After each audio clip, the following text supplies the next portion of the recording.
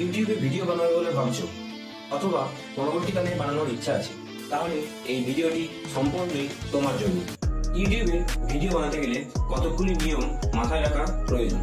তা না হলে কবে তোমার ইউটিউব চ্যানেল ধ্বংস হয়ে ধূলিসাৎ হয়ে যাবে বুঝতেই পারবে না।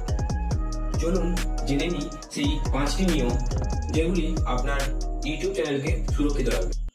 1 নম্বর, কপিরাইট লঙ্ঘন করবে না।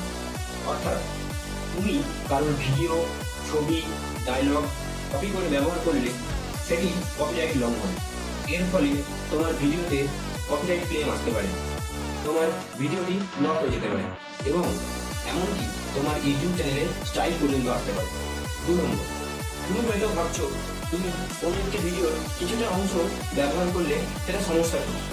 অর্থাৎ শিক্ষা, সমালোচনা, গবেষণা এসব বিভিন্ন কারণে কোনো একটি ভিডিওর ছোট অংশ ব্যবহার করা যায়, এটাকে বলে ফেয়ার ইউজ। কিন্তু এর কয়েকটি শর্ত আছে, যেমন তুমি তোমার ভিডিওতে নিজের মতামত দাও। 2 নম্বর, পুরো ভিডিও নয়, কিছুটা অংশই ব্যবহার করতে পারো এবং এই কিছুটা অংশ তুমি বাণিজ্যিকভাবে ব্যবহার করতে পারবে না। তবে এই ফেয়ার ইউজও কপিরাইট ক্লেম আসতে পারে, তাই নিজের কন্টেন্টটি ব্যবহার করা শ্রেয়।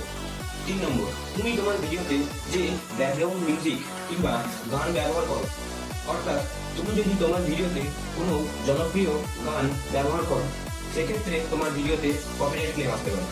ইউটিউব অডিও লাইব্রেরি, এখান থেকে তোমরা গান ব্যবহার করতে পারো, এখানে সমস্ত গান সম্পূর্ণ কপিরাইট ফ্রি। 4 নম্বর, কোনো রকম মিথ্যা তথ্য কিংবা হিংসা ছড়াবে না।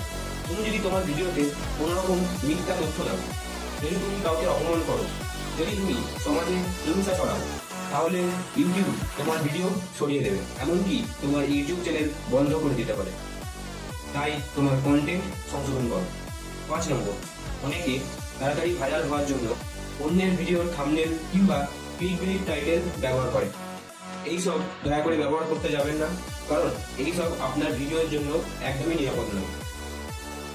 আমাদের ছোট ছোট কিছু ভুলের জন্য আমাদের বছরের পর বছর পরিশ্রম মাটিতে মিলিয়ে যায়। তাই দরকার হলে ভিডিওটি আরেকবার রিচেক করো, তা না হলে বহু মানুষের মতো তোমার ইউটিউব চ্যানেলও একদিন হারিয়ে যাবে। ধন্যবাদ। আর এরকম সচেতনতামূলক ভিডিও দেখার জন্য চ্যানেলটি সাবস্ক্রাইব করুন। নমস্কার।